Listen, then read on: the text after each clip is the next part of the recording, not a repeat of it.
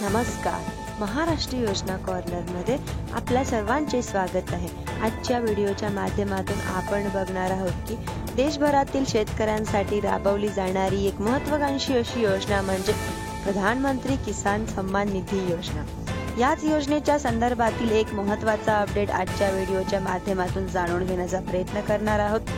लोकसभेमध्ये केंद्रीय कृषी मंत्री शिवराज सिंह चौहान यांच्या उद्देशातून एक पीएम किसान च्या संदर्भातील प्रश्न विचारण्यात आलेला आहे आणि यांच्याच उत्तरादाखल शिवराज सिंह चौहान केंद्रीय कृषी मंत्री यांच्या माध्यमातून काही महत्त्वाची अशी माहिती देण्यात आलेली आहे, ज्यांच्यामध्ये शेतकऱ्यांचं जीवन रजिस्ट्रेशन आपण पाहिलेलं आहे की मोठ्या प्रमाणात शेतकऱ्यांच्या माध्यमातून पीएम किसानच्या नवीन रजिस्ट्रेशन कधी होणार, आम्हाला लाभ कधी मिळणार अशा प्रकारची विचारणा केली जाते.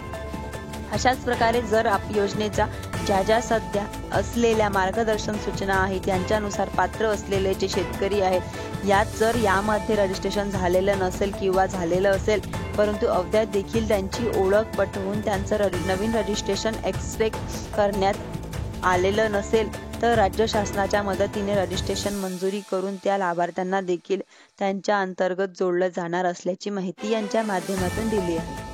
अर्थात नवीन रजिस्ट्रेशन बंद नाही, कारण मोठ्या प्रमाणात सांगितलं जात आहे की रजिस्ट्रेशन बंद आहे, नवीन लाभार्थ्यांना घेतलं जात नाही. 2019 पूर्वीचे जे फेरफार आहेत असे सर्व फेरफार यांच्यामध्ये मान्य आहेत, असे सर्व लाभार्थी यांच्या अंतर्गत पात्र आहेत. आता 2019 पूर्वीचं फेरफार का नाही, यांच्यानंतर जर एखादा पीएम किसानचा लाभार्थी असेल किंवा पीएम किसानचा लाभार्थी नसलेला एखादा शेतकरी असेल, तो मयत पावलेला असेल आणि त्यांच्या नावाखाली जमीन जर फेरफाराने पुढे त्यांच्या वारसाच्या नावावरती आलेली असेल तर असे फेरफार सुद्धा यांच्यासाठी पात्र ठरले जातात, ग्राह्य ठरले जातात.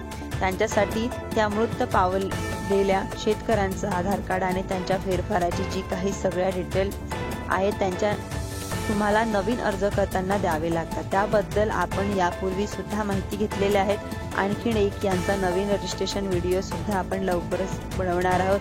यांच्या व्यतिरिक्त बऱ्याच असे शेतकरी आहेत की त्यांना लँड शेडिंगचा डाटा नो असणे किंवा आधार शेडिंग न झालेलं असणे, इतर अनेक कारणांमुळे त्यांचे हप्ते आलेले नाहीत.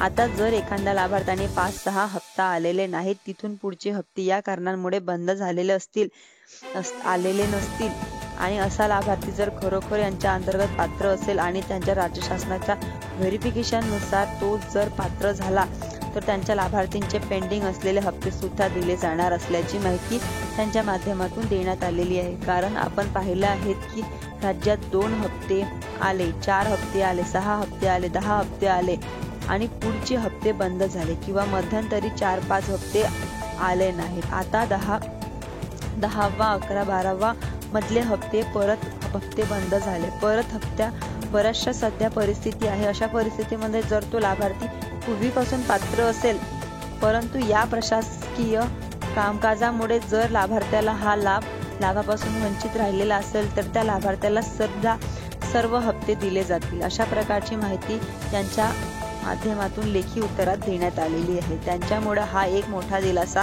या ठिकाणी शेतकऱ्यांना मिळालेला आहे. आपण जर या योजनेच्या अटी निष्कानुसार जर पात्र असाल तर आपलं नवीन रजिस्ट्रेशन करू शकता आणि जर आपल्या या सर्व कारणांमुळे जर काही हप्ते वगैरे बंद झालेले असतील तर त्यांच्यामुळे हे कामकाजाची पूर्तता देखील करू शकता, जेणेकरून आपले थकीत हप्ते सुद्धा त्या ठिकाणी येतील. ज्यांची कागदपत्रे पूर्तता झालेली आहे अशा करूयात की देखील लवकरात लवकर आता या पेंडिंग असलेल्या हप्त्यांचं वितरण शासनाच्या माध्यमातून केलं जाणार आहे. धन्यवाद.